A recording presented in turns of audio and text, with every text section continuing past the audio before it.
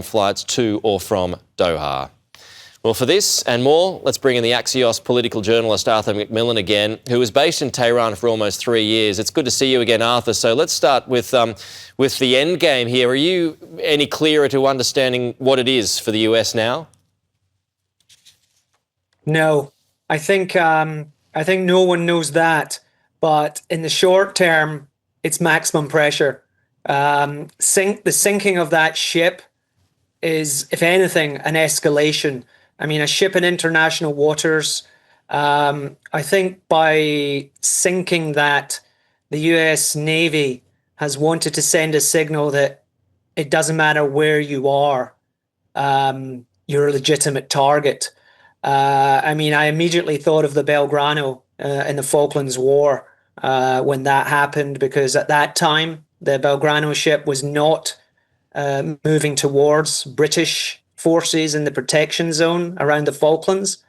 I don't know exactly what this ship was doing, but it obviously was not in what were identified as hostile waters. But one way or another, the US Navy has sunk it. Yeah.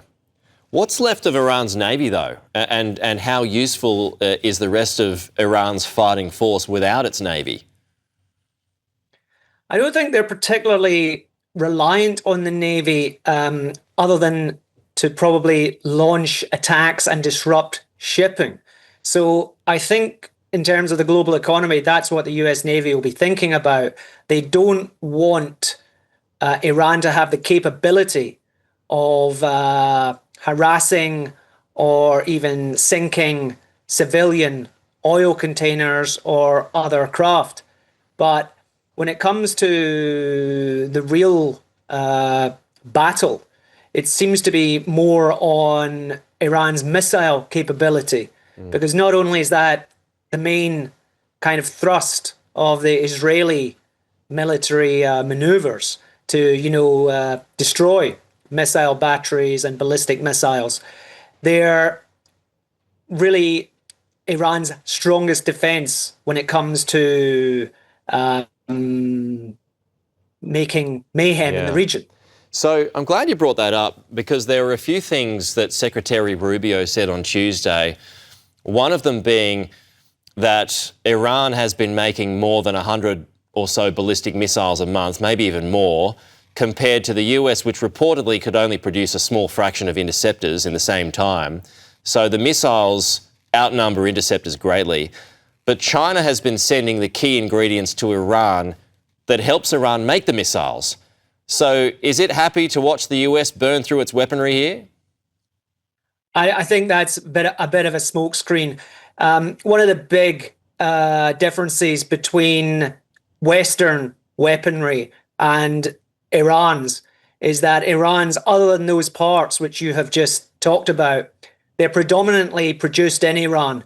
And it's well known that the guidance systems to fly those missiles are nowhere as developed as Western systems.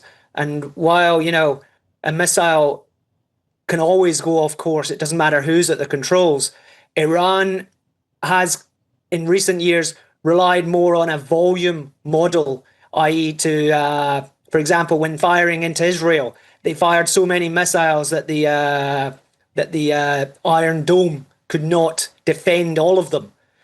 So I think Iran is the country that really needs to have a high volume of missiles.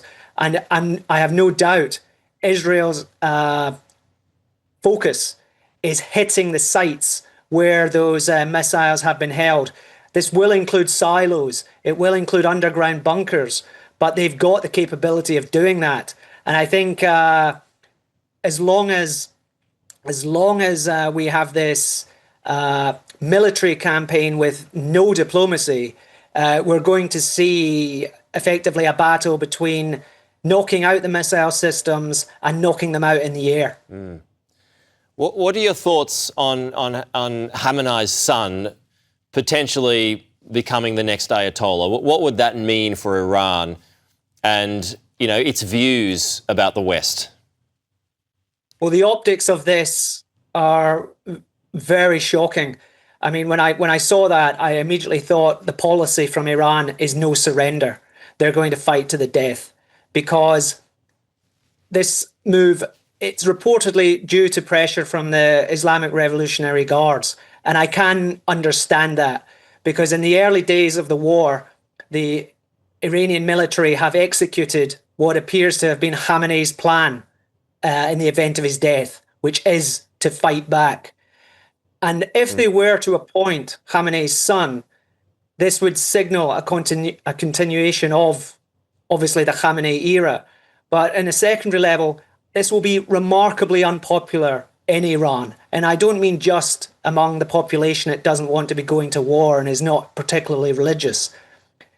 Iranians don't really believe in the hereditary principle. And Khamenei's son, whatever he's done, he's not really had a role in public life. He'll not be seen as legitimate in the Iranian population, other than the tiny cabal who might elect him. So I'm not yet convinced entirely that this will happen, because the Assembly of Experts has 88 clerics in it, and they'll be fighting tooth and nail about who takes over, because it was always the case that when Khamenei died, the choice of the next leader would determine the country's fate for probably the next 30 or so years.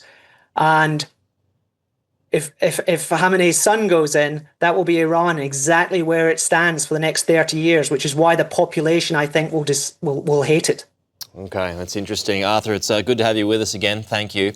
We're off to a break, but coming right up, an American submarine sinks an Iranian warship, as Arthur just discussed. The first attack of its kind involving the US since World War II, plus